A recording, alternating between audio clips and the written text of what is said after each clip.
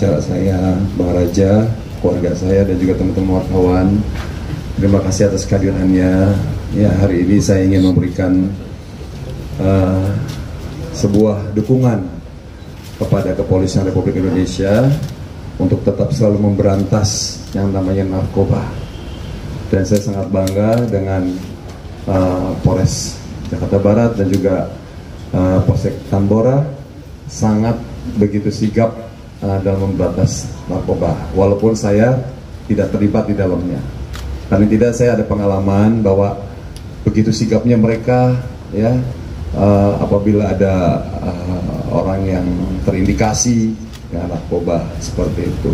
Justru dengan kejadian seperti ini, saya bersyukur ternyata orang di dekat saya ada terindikasi narkoba. Tadinya saya nggak tahu.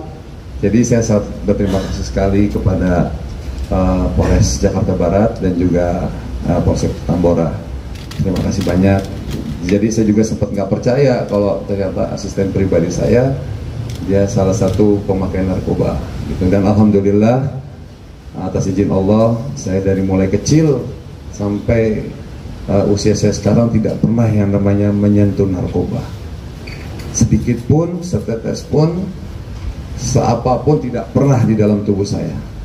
Dan saya akan siap mendukung Kepolisian Republik Indonesia untuk memberantas narkoba yang ada di Indonesia.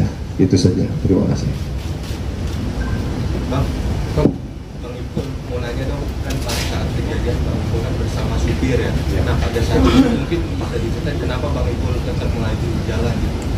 Baik, ya jadi gini, saya itu pertanyaan sangat bagus karena terus terang saya merasa tidak punya salah, saya merasa tidak punya dosa. Tiba-tiba ada motor sebelah kiri nyuruh saya berhenti, tapi dengan cara yang tidak baik gitu ya. Jadi saya otomatis refleksi sebenarnya gitu. Akhirnya saya tiba-tiba berpikir, walaupun memang sempat yang memberhentikan saya itu sudah menjelaskan polisi, tapi saya tidak begitu percaya gitu kan. Masa polisi seperti ini itu urusannya apa dengan saya gitu. Sedangkan semua perlengkapan lengkap, ya kan, plat nomor aman gitu kan. Saya juga nggak ada narkoba, nggak ada apa gitu. Jadi saya takut. Nah, saya di situ justru cari perlindungan, mau cari kantor polisi karena yang ngegedor saya ngaku polisi.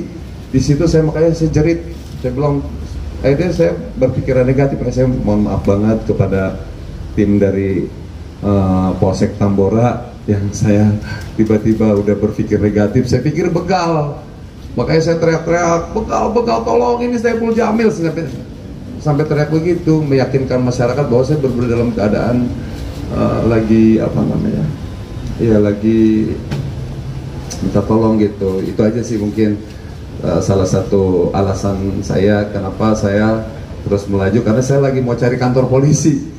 Saking takutnya, padahal saya ingat gitu bahwa di ujung jalan tuh ada Polres yang begitu bagus, ada masjidnya, tapi begitu kondisi pada saat itu saya ngeblank gitu. Jadi saya cari perlindungan seperti itu aja. Ipul, mau tanya juga dong, pada saat Bang Ipul terus melaju nih, Bang Ipul sempat nanya ke si asisten atau si S ini nggak, kenapa ini gitu loh. Terus si S, apa jawaban dari si S ini? Nggak ada, karena saya tidak ada curiga kepada asisten saya.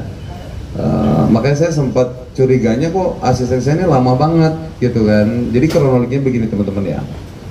Saya ini kan sore, boleh izin Kapolres di apa namanya sedang kronologi gini. Saya ini mau meeting tadinya sore sama manajemen artis saya, ada abang saya Bang Sam, Mary Hana, ada Citra, juga sama Bang Raja.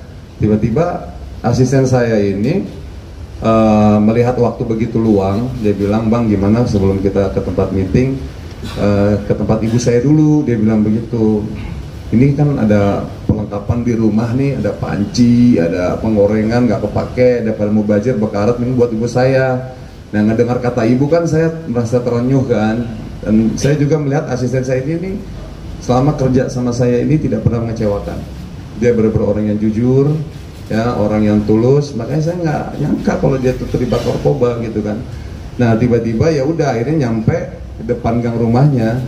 Nah dia selalu bilang kalau rumahnya tuh jauh, nggak bisa dijangkau dengan mobil, dia gangan kecil.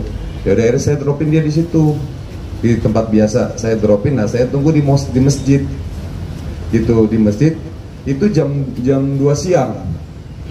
Jam 2 siang saya tungguin, kok sampai jam 3 lama banget ini ngedrop panci penggorengan gitu. Tapi saya sama sekali nggak ada berpikir negatif kalau dia tuh sedang melakukan hal-hal yang melanggar hukum gitu. Jadi setelah dia udah nyampe jam 3, saya ingat banget tuh, karena saya di situ saya wudhu, rencana mau sholat di daerah Jakarta Barat.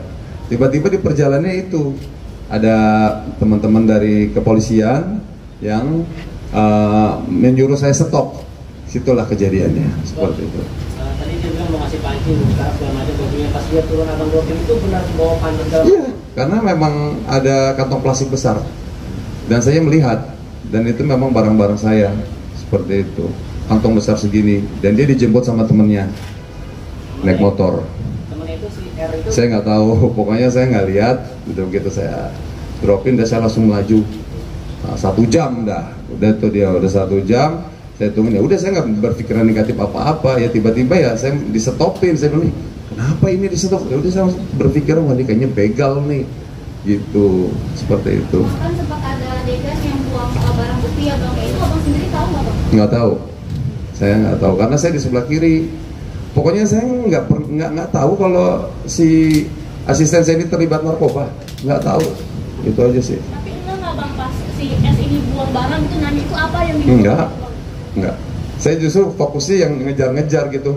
Bekal, saya bilang begitu. Bang itu pada saat buka mobil kemudian turun untuk menjelaskan segala mungkin sampai jatuh hidup ke bawah, ada orang pakai botol. Apa rasanya? Maksudnya shock, maksudnya kok dikumpulin gini gitu? Iya, karena saya kan di situ masih belum yakin kalau itu adalah pihak kepolisian. Jadi saya masih tetap ingin membela diri gitu, seperti itu. Ada kabar diseret-seret itu benar atau enggak? Enggak sih kayaknya, alhamdulillah enggak dari saya. Jadi mungkin karena saya mempertahankan diri ya, takutnya ya bukan polisi, itu aja sih yang saya khawatir. Ternyata begitu saya nyampe sini ada tulisan Polsek Tambora, saya baru tenang. Alhamdulillah benar ini polisi.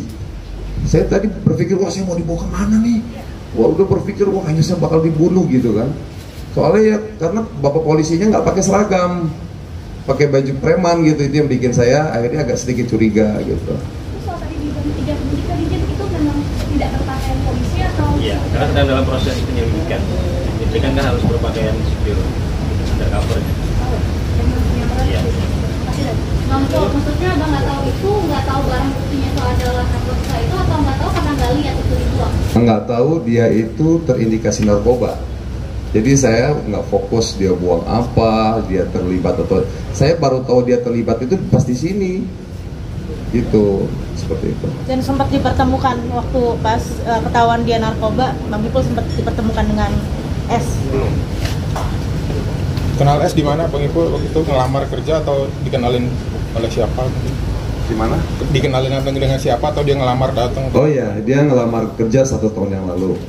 Dan kerjanya bagus, makanya saya tidak nyangka kalau dia terindikasi narkoba. Berarti selama setahun ini nggak ada kecurigaan terhadap? Tidak ada, orangnya karena baik banget. Makanya di sini saya harus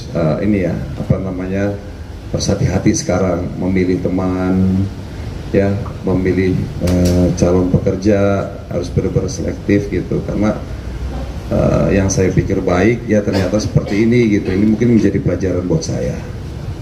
Sudah ketemu S mungkin di dalam dan apa? Udah cukup teman-teman ya, terima kasih banyak. Dan apa yang bicara? Tidak ada. Cukup ya? Oke. Kasih Bang Ipul. Udah bebas ya bang? Udah bebas ya?